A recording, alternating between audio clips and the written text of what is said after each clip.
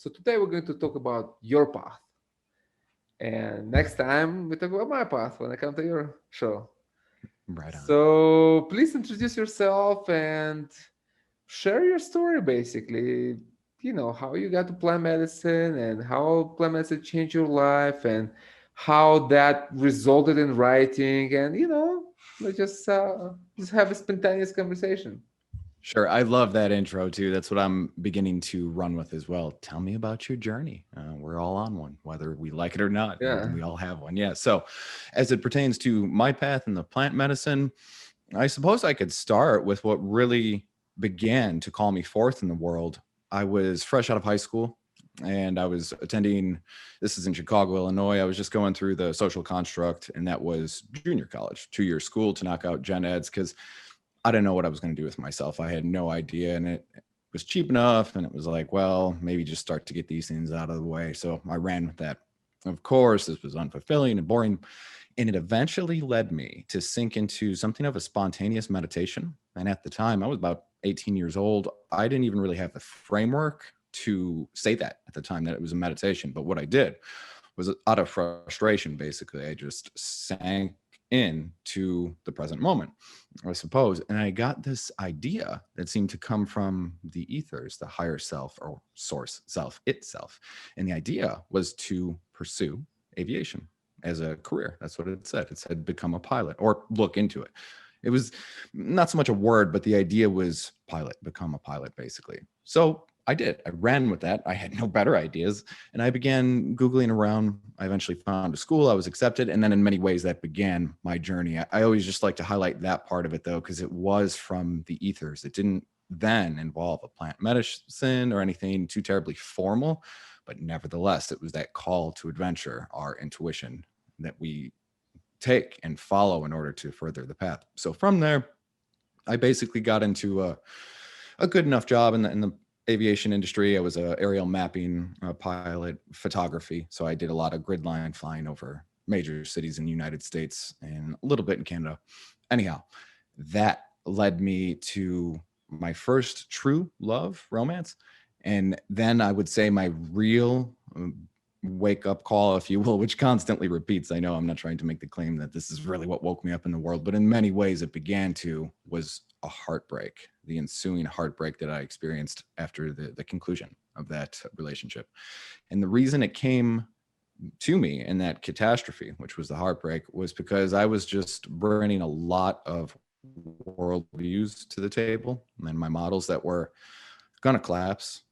That was inevitable. So, for example, I was basically an atheist. I was a materialist for sure, and I was an alcoholic. And so, to know the true as capable of, basically at that point.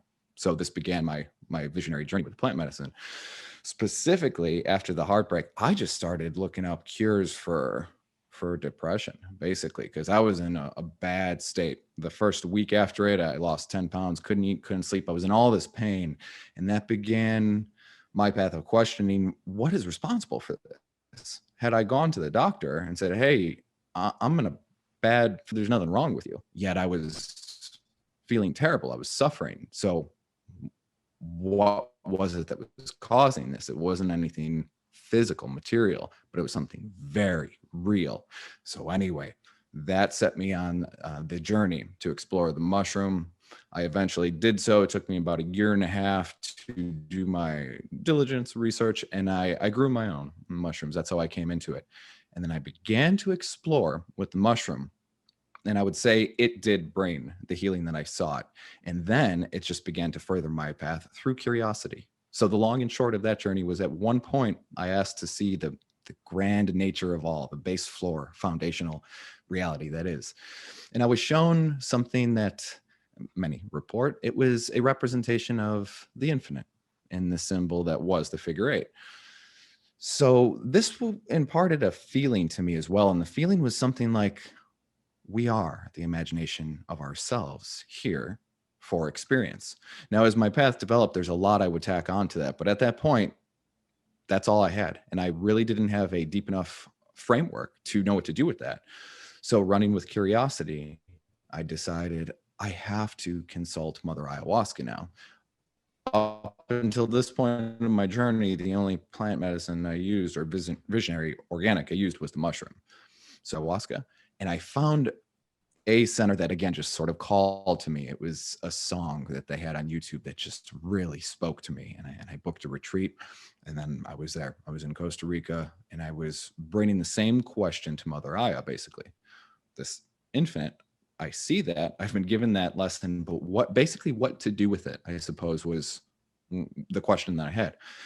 And I was given essentially the same essence, I would say, but it was filled with love, overflowing, abundant love. And it's almost as if Mother Ayahuasca was really concerned with my emotional construct. And I was just the questioner, just bringing this question to her. And she said, this is the experience. So interestingly enough, that wrapped me right into writing about all of this, because I came back from my ayahuasca ceremony and I had not previously written any of this out. And I historically wasn't necessarily a writer or anything like that. And I realized I have to just explore this through the written word. And so I wrote my first book, Psychedelic Hero's Journey of a Traveling Nobody. And the entire theme of that was to pair up my particular journey with Joseph Campbell's hero's journey, which is essentially what Campbell found to be sort of core to a good story, core to all sort of myths of all different sort, as you know. And then as I was writing this out and outlining my journey to it, to this template of the hero's journey, I realized I was doing many of these things anyway. And so, like, the thought behind that is, this is something that you're becoming conscious of when you're reflecting upon your behavior in the world. And therefore there seems to be an underpinning reality to it. So in that process, I realized there's nothing different about me. This is going on for everyone. And it seemed like my call in this world was to explore that through writing. And then that eventually turned into a new series of books, which got a little bit more concise, more entertaining, but at the same time, just exploring those archetypal heroic elements through the individual journey. Did And you feel like that's basically what has brought me now to this point. did you feel like by writing down you actually went through a process of understanding better yourself and what happened to you? Yeah, definitely. I think in many ways, even conversation is really key to structuring one's thoughts, of course. And then, especially when paired up with the visionary plant medicine, which really takes you out of your known worldview, your known models, to come back and not begin to attempt even to articulate that through just conversation is kind of doing yourself from even more formal of a way, I think, to begin to structure your thoughts. It might be that, like, talking starts the process, and then when you take up the task to write it out, you're now really kind of formalizing these things that you learn, giving yourself the best chance, I think, to reflect on what you had found, and then give yourself, hopefully, the best strategy to integrate it. Yeah, I completely agree. That's part of the integration work we do with the medicine. It's talking about the experience. And of course, if you feel like writing, then it's just plus, but it's healthy to express it and try to understand that, in my experience, you know. Right. And my writing actually came as a result of medicine work too. I never imagined myself to be a writer. I was the worst student in the school. I was sitting in the back, in, in the back making noise and having my parents in school every week. It's like writing wasn't really. It just all came through medicine. It just came as an urge to express it all and find the words for this and share it with others so they can find their experience. It's more like leading people to it so they discovered it from themselves. Right. So, Right. And even in that way, just on that note, you might think about anyone who inspires you as being sort of a channel, a medium of spirit, of source. And I guess, like, the underlying call to adventure that seems to be within expressing yourself in a pure way is to not only basically, like, bring your vibe to your specific thumbprint vibe to the table, but give your fellow man a chance to touch upon that too. Because at various points in our journey, I'm sure we'd say, yeah, this person, that person, and the other, they inspired me. And how did that happen? Through the expression of their soul's medium, whatever that is, maybe music, or for us writing, or whatever that might be for a person. You're the first person I hear about, as a a heartbreak, kind of leading you to the psychedelics, because I can relate to it personally. I had that problem in my youth that I was extremely, like, easily falling in love. It was the actual problem. It's like it was enough for me to actually look at someone and that said I'm losing my sleep, my appetite. I mean, it was just crazy. And it led me to all kinds of problems, this thing, of every day falling with somebody else, falling in love. And then I was actually looking for cure to cure my romanticism. you know it's like is there a cure in this world that just can help me to just be more reserved to myself, so I don't, you know I don't fall prey to every pretty girl that's walking on the street, and that actually led me to exploration of MDMA, and through that I went through, all the substances and psychedelics. It was partially that. Another part was, a very deep thirst for meaning, and truth in life. So it just was like together things. So I relate to it very much because I know how it feels. I'm sure many people have the same thing. We're all humans, just some of us more or less, romantics in our spirits. But those who are, definitely understand. so so it's almost like sorry, it's almost like the heartbreak was a good thing for you. It's kind of opened you up to the whole new reality that you are now exploring and finding yourself in. Right, right, right. Yeah, at the time these things happen, it never seems good. Yeah. And this even can be talked about Mhm. as a visionary experience too. Not all the times do we come back and say, "Oh my God, I know exactly what to do. That was spectacular. I've got this, that, and the other A, B, and C." Other time, or maybe that does happen sometimes, but it seems like most often it might take a little bit of work to figure that out, and then certainly when you're applying it in your life. But that could happen, of course, just with life circumstances, which might just be the culmination of what you're bringing to the table. It certainly was for me. Like in that experience, it was really me. Like I was the problem. I had something very pure. I had a kind of love that maybe I'd go so far as to say I didn't even deserve or I wasn't ready for. I was very much, say, like the fish in the water who was in the water, didn't know it. The love is like the water. And then when I was taken out of it, I realized, oh man, I was really in something, and that gave something good, something beautiful, and that gave me a lot of perspective. And anyhow, I guess the overarching point there is it's certainly not uncommon that we begin to question ourselves and we begin to explore more simply because we have gone through an acute experience of suffering. It's, I think, just like basic conscientiousness. You walk into a big hole, and I almost want to say that most people or life itself doesn't want to repeat that. So you kind of start to look into ways to avoid that in the future, and just find something more rock solid, something foundationally more sound or whatever to then build upon. It seems like it repeats itself. I see many people who come to work with us. They come with a certain, illness. Can be physical, mental, and people suffer from that very much. Of course, it's ruining your life.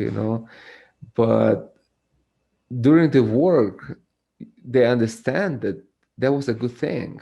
It brought them to a completely new way of seeing life, and they become grateful for being sick.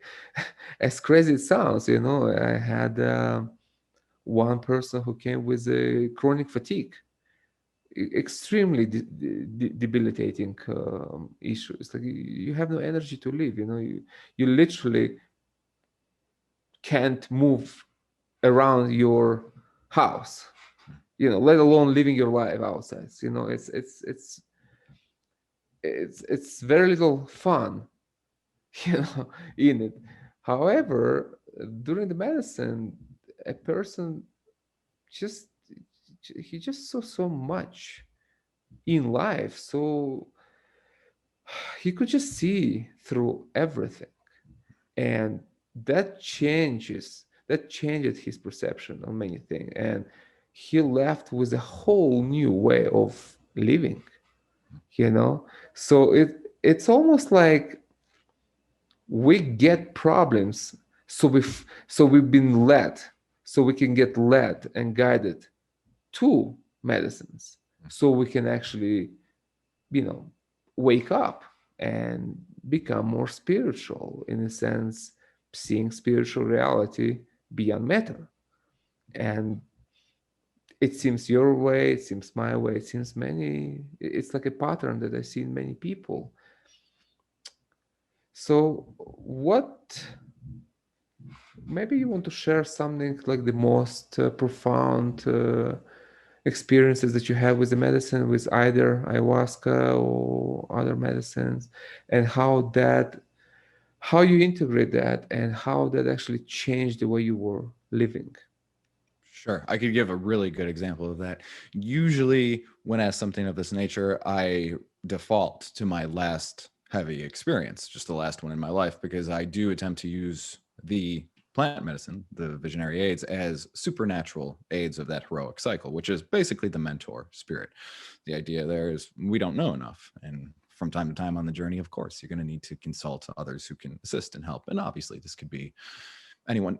And then those out there, such as yourself, who are providing this in a container to allow people to explore themselves, talk about it, and figure some things out. But for me, in my path, it really just was direct integration of the visionary plant medicine for the most part. And then I did go on into a couple ayahuasca ceremonies, as I told you. But back to the main point of what I want to say, the last significant one for me was at the end of last year, November of 2020. I had been working a job. At the time, I was a cargo pilot and I was very busy. It was busy season for our work. And so it was nonstop. We were just constantly on call, basically. I mean, you had a certain amount of rest in between flight trips, but outside of that, you could be called anytime and it's just go now immediately. So it really drains you at every level. And I knew intuitively that I had to get a recharge in. And I knew that it had to be something more than even just using a visionary plant medicine. I had to sort of make a whole vision quest formally for myself. And I think this kind of speaks to what you were talking about. It's almost like we lead ourselves into potential traps so that we could receive a kind of knowledge from our healing or our questioning of ourselves that we just wouldn't have received otherwise. You know, it's like you got to go through that duality, some darkness, in order to really see some light, and then hopefully you integrate it, and that is the journey. So anyway, so this last vision quest, I went out to the desert in western Texas here, and I had never done anything like this before in my life. I've camped quite a bit, but not like this. I was out there in a very remote location, back roads and everything to get there. And then once I was at my site, that was it. I was basically out of contact with everybody and everything. And so I set up 4 days and 4 nights for myself there. And I didn't really have a agenda necessarily. I knew I wanted to go. I knew I wanted to initiate a dialogue with the intelligent structure of reality for sure. And I guess at the end of the day, give myself the next breadcrumb on the trail, the next thing to do. So if there was an intention, it was to merge with source. Actually, that's what it was. That was the specific intention, but that's kind of loose and I was open to that. So anyway, so the first 2 days I fast. I just wasn't planning to do that, but I didn't eat. It just seemed appropriate. And I began hiking around my campsite and exploring different parts of this national park. And it almost seemed like there was an established dialogue between just my inner thoughts and feelings, and then let's just say various signs and synchronicities that I was given throughout that vision quest, which in and of itself was amazing and I would say worthwhile. But then finally, on the last day, I was led to consume the mushroom, and I took quite a bit of it. I took 8 dried grams, which is more than I had ever taken previously in my life. And so I was there in the desert with the intention of merging with source. And I ended up in my tent in the middle of the day. Now it was November, but I mean, desert in Texas, it's still hot. And one of the most fantastic elements of this story that I think has a big picture point too, I'll let you know about, I'll highlight. I was there in the tent and a breeze came through every so often. And I was doing the inner work. I was basically just in meditation, I guess, just closing my eyes and really attempting to understand and see what the teaching was. And so as I felt this breeze coming in, I thought, that's pretty good. It feels pretty good. How about a little bit more of that? Almost in a joking manner or something like this, humorous. And to my surprise, it seemed like I got a little bit more of the breeze in proportion to my prayer for it. But then I started realizing language and these concepts, even these labels that I was still using just internally, just quietly, they were sort of like muddling the energetic process. So I began to see that the human will really is a sort of tool that we have access to, obviously. And that allows you to imprint your intention upon the grid work of reality, the structure that is. And in proportion to that, consistent with your discipline and the purity of your will, basically, you can generate some kind of results. And so, in a very physical way, I was doing this. I was doing this with the breeze. Now, I wasn't commanding a hurricane in the desert, but it did seem to me like in that moment, there was not necessarily a distinct me and a distinct environment. It's like perhaps there were portions of my identity, which was the breeze or something like this, and then the dialogue between was just a happening at hand. And so anyway, the big picture point of that for everyone, I think, is that that was an acute experience I had there. But I mean, when is that not the case within our life? When is it not that we are imprinting our energetic signature upon the grid work of reality? I think we always are, all the time. And then the situations we come into in our lives are just reflections of what it is that we're pressing upon that structure. And so to the degree that we're conscious of this and attempting to work with it and use essentially life itself as the ceremony, as the teacher or the guru, you can be able to really get feedback that's consistent with your intent. And it might not be, of course, what you thought you wanted. You just don't know enough. But if you're open to receiving these lessons, undoubtedly, it seems like you could begin to uncover these immutable sort of truths and then use them as tools in your traveler's toolkit or belt or something like that. And that was what all happened for me there. So specifically the way that tied into my life path, I was working this job, like I said, and I had not gone fully public with my name on my books and such. And I decided there and then, you can't delude yourself anymore. You have to proceed forth. This is a calling of your higher self or something like that. Regardless of what the consequences might be for me professionally, it didn't matter. So then pretty much right after that, I put my full legal name on all my books. I began talking, interviewing, podcasting more and more about all of this. And it just seems like this is now the path. Well, it's a powerful story. It's actually stepping into your power. That's what you did. It's just following your calling. Against all odds. I mean, obviously, you can continue flying cargo plane. Well, having 8 grams of mushroom every Sunday or something. It's just not going together, unfortunately. But this is it's just a good example of being true to yourself. That's what I see. It's just like this is what I am. This is what I believe in. This is my values. So hiding behind it just would hold you back on a spiritual level. It was still probably paying your bills better than now, but it's just a small portion of our life, an important portion, but a small one. So you quit. I did. Actually, the life journey kind of made the decision for me. It was September, or excuse me, it was February of this year when I formally quit, mid-February. And in Texas here within the States, we were having this really bad winter storm at that point in time. And so it just became clear that I could no longer do the job. And there were any number of real reasons in front of me. Like the company was getting increasingly greedy, I suppose, just to put it simply. And I wasn't going to be a part of that anymore. It was as simple as that. And as you say, like the life path is more important.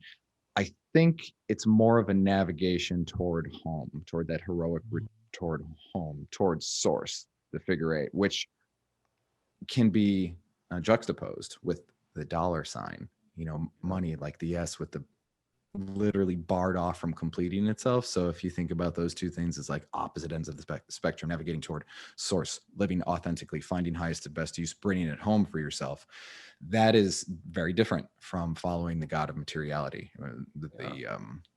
the symbol of the illusion, which I would say is represented by the money sign. Yeah, I completely agree with you. Well, congratulations for that. Thank you. This is what really matters. In my humble opinion. And that what leads you to where you need to be, and it leads you to your happiness eventually. Following the dollar sign, well, it's a trap. It's just a trap. It's like you need to follow the heart, and that's what the medicine is teaching you. Any medicine you take, it teaches you that through a different way.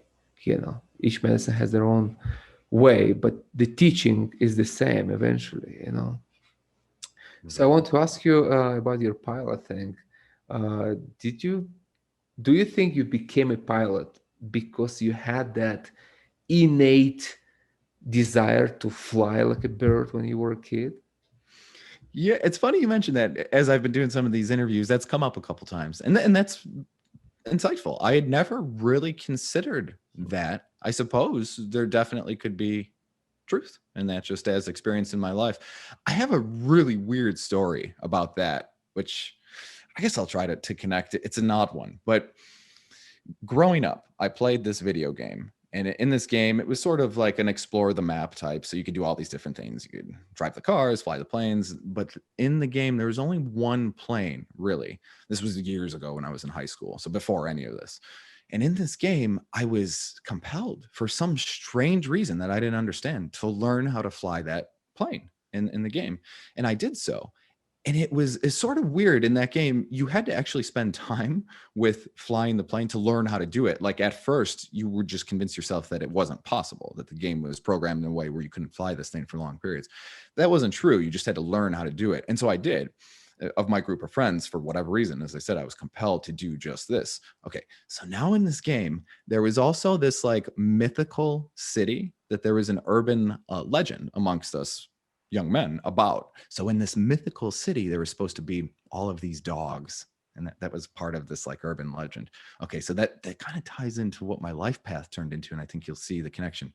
So eventually, as I was exploring the map, flying the plane in the game, I realized that you can fly through a mountain and it wasn't programmed to be solid. It was an illusion, which kind of speaks to some higher order, I think, lesson in that, like the willingness to accept almost certain death allowed me to see the truth or something along those lines.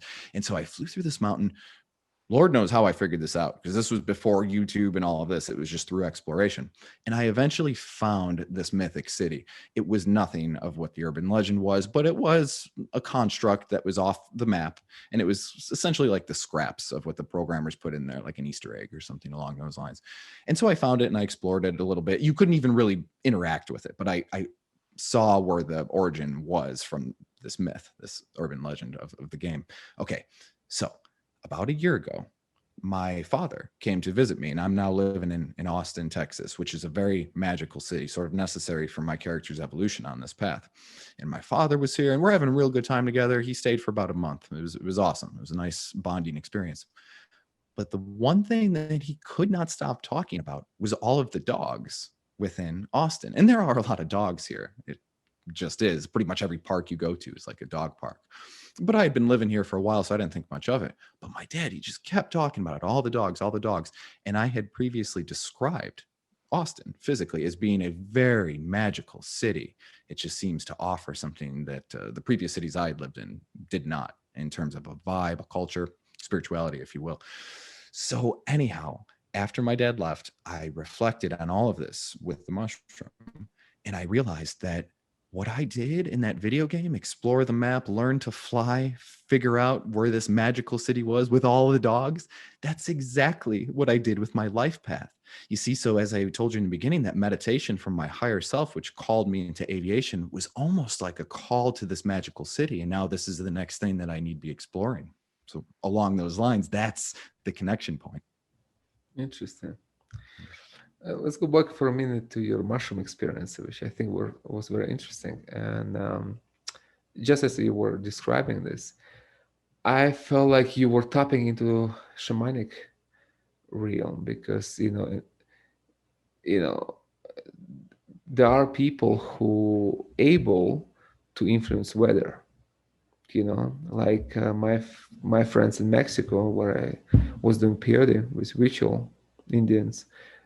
For them it's just like a daily life, calling for rain and dancing and doing medicine and for us Westerners that might sound well kind of unbelievable and superstitious or just primitive, but not when you're actually doing medicine with them. And your experience kind of reflect on that. It's how you become one with nature, and your will, your prayer, which is an expression of your will, empowered by the medicine, can actually influence your environment, and calling for rain is a real thing.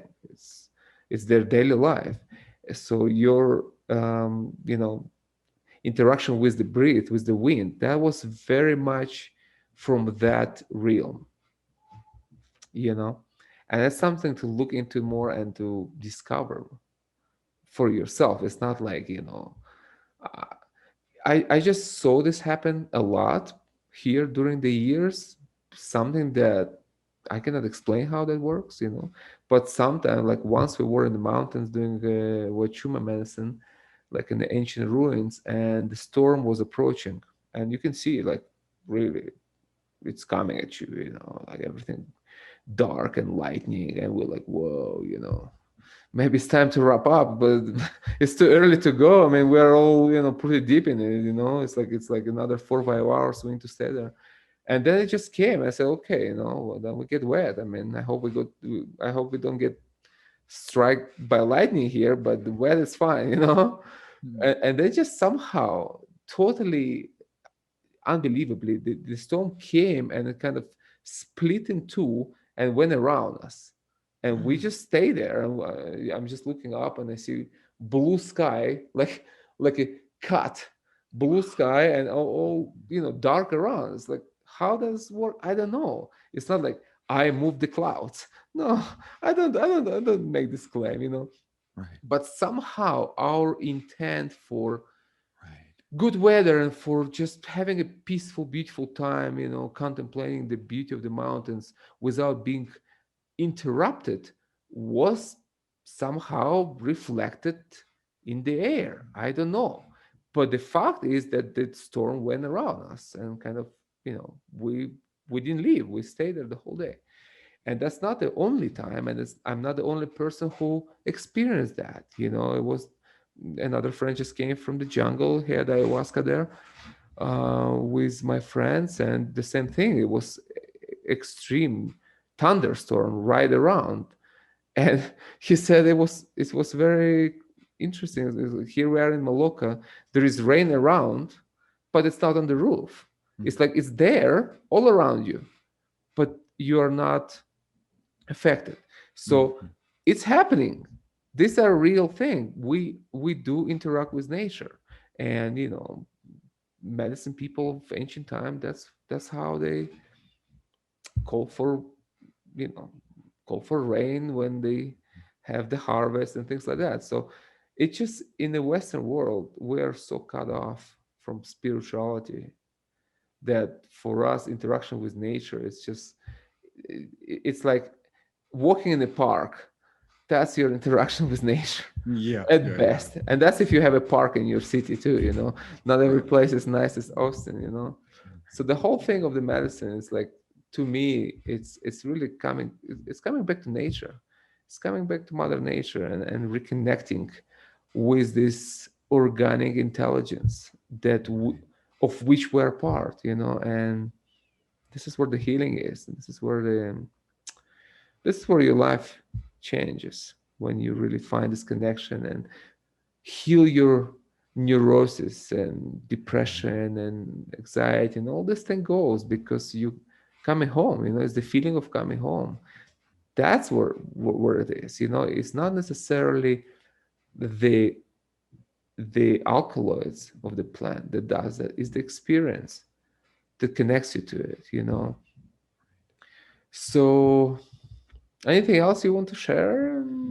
Something Yeah, I just like interesting? to No? riff on that for a moment. That's a Uh-huh. really cool story, by the way. And as you say, there's no shortage of those stories out there Yeah. for those of us who have had those experiences. It's just, to my mind, actually, it's always fun to talk about. I always really am enthusiastic to hear those stories or to experience them. I don't think that will ever go away from me, no matter how much of these Mm. experiences I have. But as you say, it's nothing out of the ordinary in these spaces. And when they happen, there can almost be a but of course type of sentiment that is behind it. Of course, it's just that it's been a while since I've been reminded of the grand nature of the connection between the intelligent environment and us. And with these stories, we're talking about basically intention, that metaphysical Yeah. suchness. And then, of course, like I was talking about too, there can be a dialogue there. Yeah, out in the desert, I would say to that point, I really began to see that, as I said, even without the use of the plant medicine for myself. Over the last couple years, I've been noticing the merging of the worlds. And this has happened for me through going to basically Burning Man regional type events in the Austin area, small Burning Man events. And these are camping events of expression, essentially. So when you go to them, well, the burner's drug of choice is the psychedelics for sure. And what happens in that space, which was new to me when I started going to them, was a merging of worlds, of internal and external, and having, say, like the same thoughts come up at the same time with other people you talk to, or just having out of context conversation sort of pop out at you and answer maybe an internal question you had while walking by someone. This isn't coincidence. It becomes clear that when you're exploring these spaces, this is a reflection of that connection between the environment, let's say, and your internal world. And with the use of these medicines, they merge. So when I was out there in the desert, what I'm saying is I really formally began to see that happens regardless of whether or not you're around other people. That dialogue can be initiated between the intelligence that is nature and you, and what you think of as your isolated character. And when you explore that, man, do those lines begin to get blurred. It's almost as if, in a very summarized way, when you do that, when you go out in the solitude like that, like I did in that experience, I gave myself the chance to literally step out of the cultural cave, out of Plato's cave there.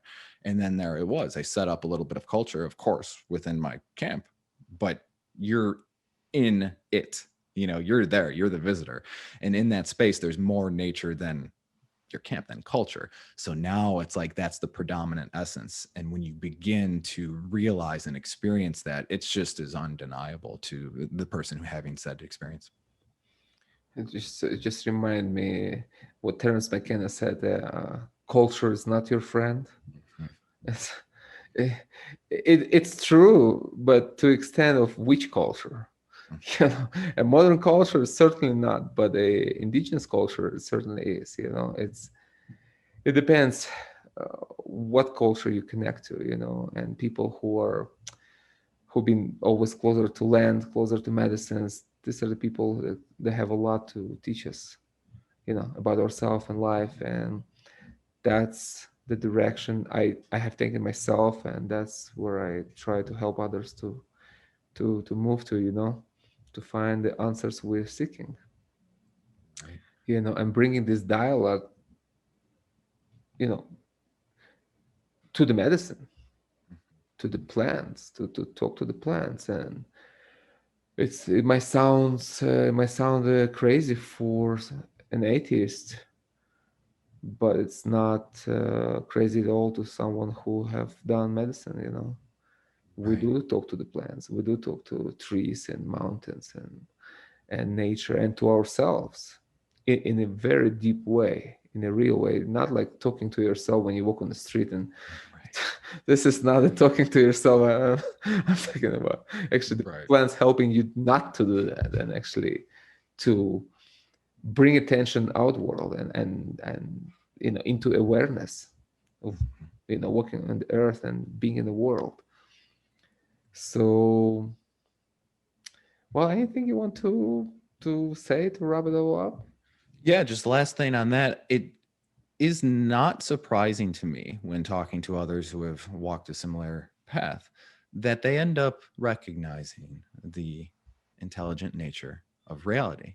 And this happens kind of like we said through maybe various roads of trials and tribulations and all of this. But ultimately, it sort of seems like the crowd to me that wouldn't accept something without having a direct experience of it and then therefore like knowledge of that reality. So it's really cool when I get together with people and I hear, as you were saying earlier, like basically the same common denominators keep coming up, because I essentially know that when I'm having an authentic conversation, like we are here now, and we're two people on our journeys and they've looked like this, we've not been on this journey because it's been comfortable or because it's been easy or because we don't want to accept the capital T truth. It's quite the opposite. It's that we are called to it, almost called to search, so forth and so on. And then at the same time, we began to sing essentially the same tune at the end of the day. It might just be evidence enough to say, hey, these guys are talking about something real. And as you said, obviously, like various cultures that have existed and have used the plant medicines or just lived in more harmony with the nature of reality itself, they're onto this. They've been onto this for much, much longer than modern culture has. And as you earlier said too, we could just become very disconnected when living in our boxes. It's very true. Well, we have plant medicine here to help us to reconnect to our true nature, and what a gift to humanity, and what a privilege to for us, for ordinary people, to be called to this sacred space, sacred work. Well, I think we had a very good conversation, and maybe to end it, which do you have a book that your book, I mean, that you like people to read most? Like, which book would you like to present? Yeah, I do. So I've just basically gone forth publicly with my name on this new series of books, as I was talking about. And this series is called Visionary Quests. So there are four in that series. They're very short books, very short chapters within the books. And each one of them just highlight essentially a visionary experience for me and my character, and then how I use that as a pivot point in this world. And the underlying theme is, again, there's nothing different or strange about me in any way other than the call to really pursue this and then put it forth through writing in the world. So that's essentially the best work that I have now created, is these short sort of psychedelic parables that hopefully have these higher order morals. And you can very easily see that it is just a story of, let's say, the individual contending with love versus fear, chaos versus order. These are all things that we're all contending with one way or another. This just happens to be an iteration of the infinite story. So that could all be found at travelingnobody.net. So that's how people reach out to you if they want to connect with you and get a book. Yeah. Okay, wonderful. Okay, well, John, thank you very much for coming. I enjoyed talking to you. It was fun and easy conversation. Thank you very much for having me, my friend. I appreciate your time. Thank you.